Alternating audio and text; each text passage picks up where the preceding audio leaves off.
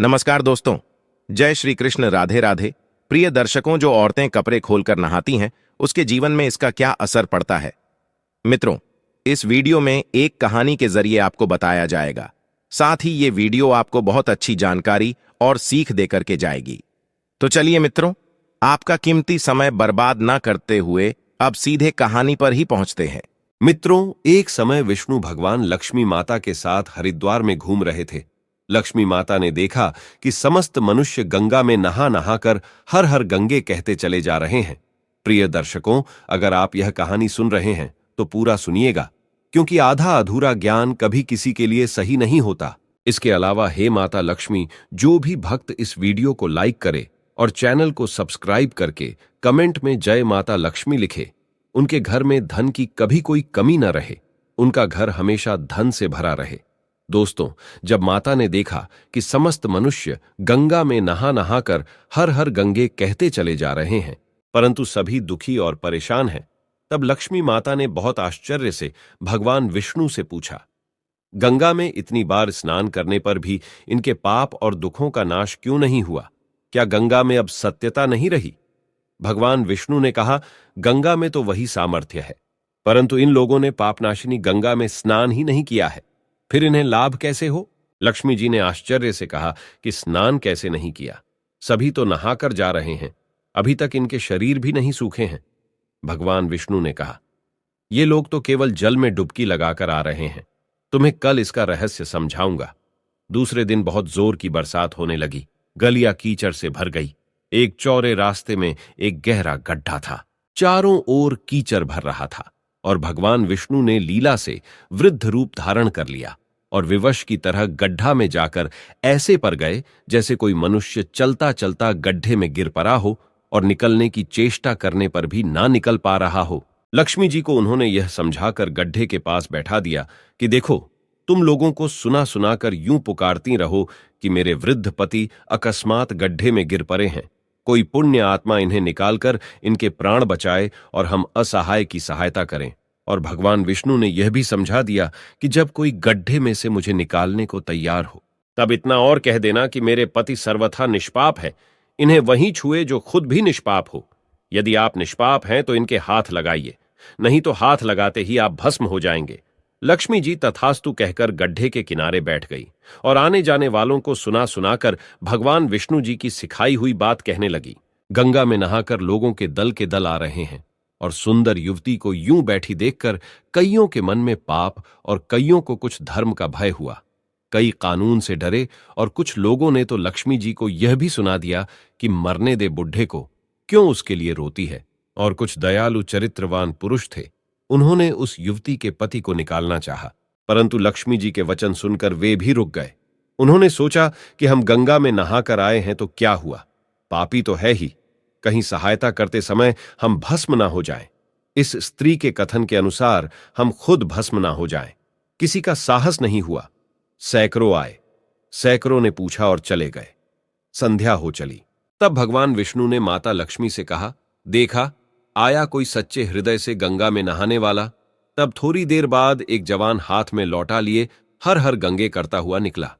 लक्ष्मी जी ने उसे भी वही बात कही। युवक का हृदय करुणा से भर आया। उसने भगवान विष्णु को निकालने की तैयारी की।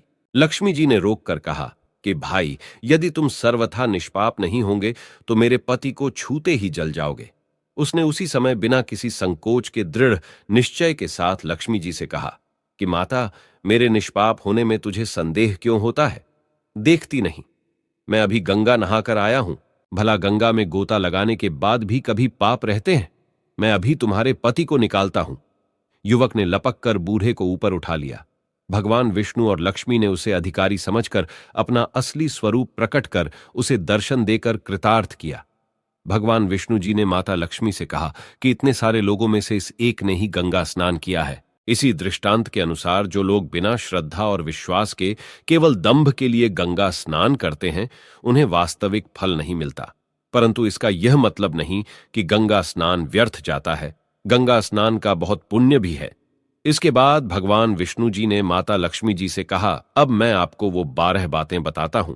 जो भी मनुष्य इन 12 बातों को नहाते समय ध्यान में रखता है, वह कभी भी दुखी नहीं रहता है। उसके घर में मां लक्ष्मी का वास होता है। उसके घर में अपार धन आता है। घर में कभी भी लड़ाई झगड़ा नहीं होते हैं। उसका पूरा परिवार हंसी खुशी जीवन व्यतीत करता है।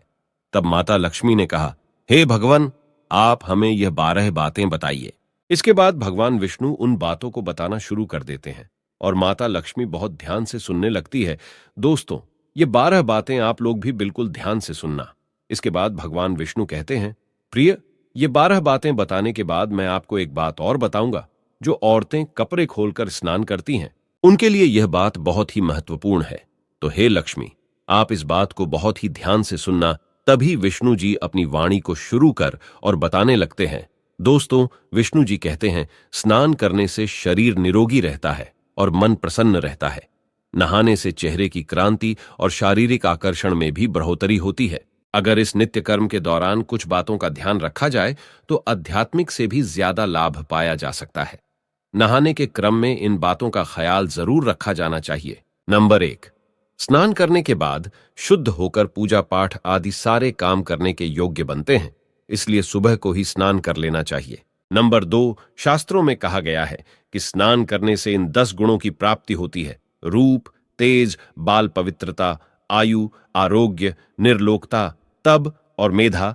नंबर 3, धन, पुष्टि व आरोग्य और स्वास्थ्य चाहने वालों को हर मौसम में और हर दिन स्नान करना चाहिए। नंबर 4, शास्त्रों में कहा गया है कि सुबह स्नान करने से पाप का नाश होता है और पुण्य मिलता है।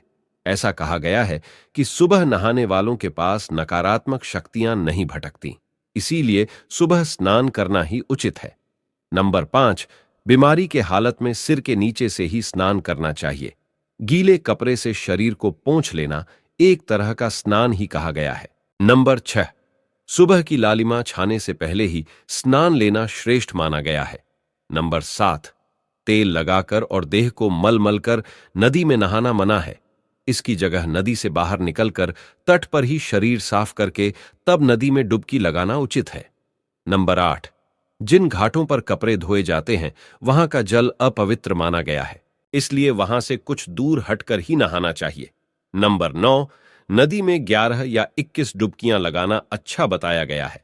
नंबर 10, पवित्र नदियों में कपड़े निचोड़ने की मनाही है। नदी में किसी तरह की गंदगी नहीं बहानी चाहिए। नंबर 11, नल की तुलना में झरने का पानी, झरने से ज्यादा नदी का पानी, नदी के पानी से किसी तीर्थ का जल, तीर्थ के जल से गंगा जल अधिक श्रेष्ठ माना गया है। नंबर 12, गंगा माता का कथन है कि स्नान करते वक्त कोई चाहे जहां भी मेरा स्मरण करेगा, मैं वहां के जल में आ जाऊंगी। इसके बाद भगवान विष्णु जी ने कहा, अब मैं आपको औरतों के बारे में बताता हूं जो औरतें कपड़े खोलकर स्नान करती हैं।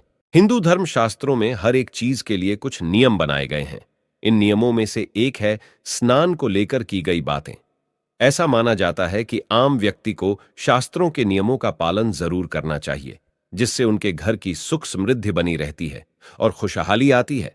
साथ में अपार धन बरसता है, माता लक्ष्मी प्रसन्न होती है। दरअसल हमारे शास्त्रों में ऐसी कई बातें लिखी गई हैं जिनका हम पालन सदियों से करते चले आ रहे हैं, लेकिन उसके कारणों के बारे में हमें अभी भी पूरी जानकारी नहीं है। ऐसे ही नियमों में से एक है निर्वस्त्र स्नान करना। आपने अक्सर घर के बड़ों को ऐसा कहते सुना होगा कि कभी भी स्नान बिना कपड़ों के यानी निर्वस्त्र नहीं करना चाहिए।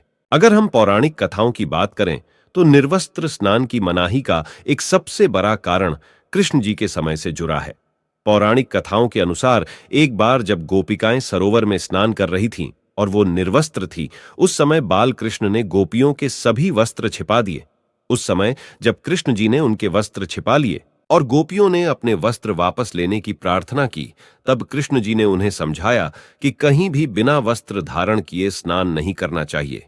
इससे जल के देवता वरुण का अपमान होता है, इसलिए आपको निर्वस्त्र स्नान न करने की सलाह दी जाती है।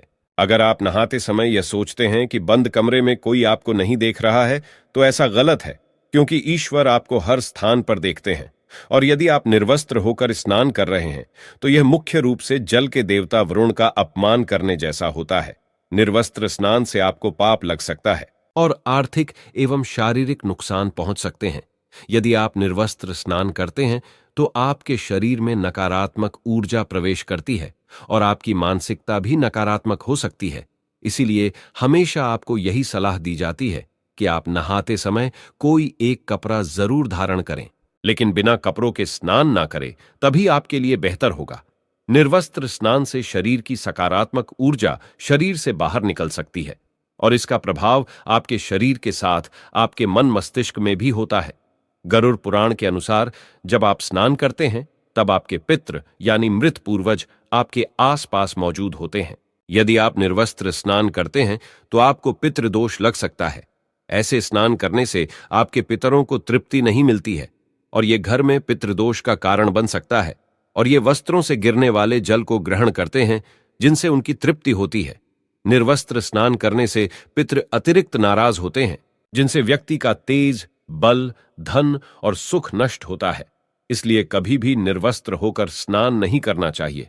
पुराणों के अनुसार नहाने वाला पानी पूर्वजों के हिस्से में जाता है और निर्वस्त्र होकर नहाने से इसे पितरों के समक्ष बिना कपड़ों के नहाना माना जाता है। शास्त्रों में ऐसी मान्यता है कि यदि कोई निर्वस्त्र स्नान करता है तो माता लक्ष्मी उससे रूठ सकती है।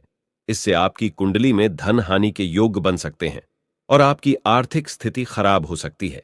इन्हीं कारणों से आपको निर्वस्त्र स्नान न करने की सलाह दी जाती है और शास्त्रों में भी इस बात की मनाही है। तो प्रिय मित्रों, कैसी लगी आपको ये जानकारी? अगर जानकारी अच्छी लगी है, पसंद आई है तो कमेंट बॉक्स में जरूर बताना और हो सके तो अपने मित्रों को भी शेयर करना और हमारे चैनल को सब्सक्राइब अवश्य करना। और दोस्तों, सच्ची श्रद्धा से कमेंट में जरूर लिखे जय श्री राम, जय हनुमान, साथ ही देवों के देव हर हर महादेव सदैव आप पर अपनी कृपा बनाए रखे। प्रिय मित्रों, वीडियो को अंत तक देखने के लिए धन्यवाद। जय श्री राम।